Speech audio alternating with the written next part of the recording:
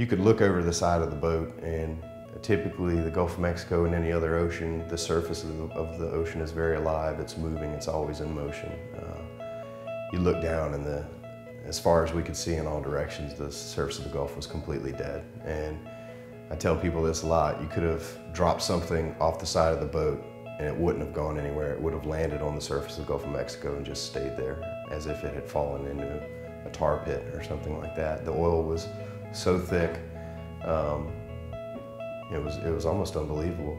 The public image was a bit controlled, and these folks were generally scared to speak out, to take pictures, to talk about what they were seeing when they were out there in the water doing cleanup. But I got unsolicited emails from some of the fishermen, and just showing places in the marsh that were really special to them that were impacted, showing oiled birds and, you know, just degraded marsh, and asking that I not share their identity, but they wanted to send me the pictures. And to me that just spoke volumes, because they were so helpless, you know, that they had to send something to me, you know, anyway.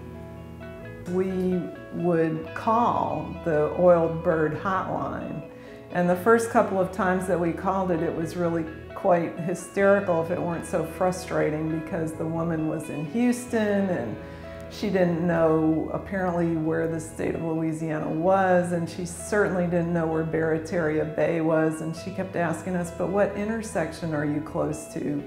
And we would say, well, we're on a boat in the water and we're looking at the pelican rookery on an island. Yes, but I need an address, she would say. And so actually that led to us getting some changes in the oiled bird hotline.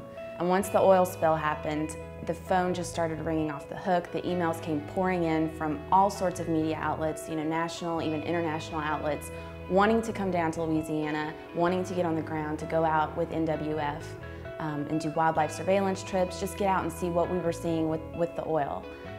And a story came across that BP was reporting that only 35 acres of marshland had been impacted by the spill in Louisiana. So one of the first places we went out in the helicopter was we just followed the river out to the mouth and headed west, and there's a barrier island right there at just west of the mouth of the river.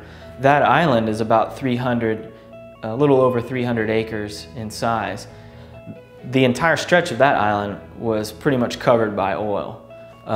So we flew to the end of it, turned around and came back and started heading eastward towards Pasalutra, and just following that fringe marsh all the way down, you could see right there where the marsh meets the Gulf, you could see just oil inundating all the little pockets of marsh. You know, the water, how it infiltrates up into the marsh area, you could see up into all those little pockets, they were just black. So restoration is even more imperative now after the oil spill and as a response to the oil spill. The best thing that we can do is to rebuild land and to make it as healthy and resilient as possible, so that if stressors like this occur, they are able to withstand it. And I think we need to remember that this was the largest oil spill our country has seen, and a lot of people refer to it as the greatest environmental disaster in our country's history. And it's going to take more than a year to see and understand what the long-term implications are for the fishery and the resource as a whole. We've got a lot of work that a lot of great people have been doing for a long time prior to the spill to rebuild this area. So we have this great mass of information and people already in place. And now we just need to start plugging in all the information that we've collected, not only during the spill, but since that time, all the continuing monitoring and observations that have been happening. I definitely think we can restore the coast of Louisiana. I mean, that's why I'm here working on this campaign, and that's why NWF was working on coastal restoration before the oil spill. I don't think it's necessarily going to be easy, but you know, this is our home. This is where I'm from, and I certainly care about keeping it for, you know, myself and my family and my friends and, you know, my children. It would be regretted on so many levels if you didn't actually do something and make take really bold action and move forward and restore the coast and get serious about restoration and conservation because we're running out of time.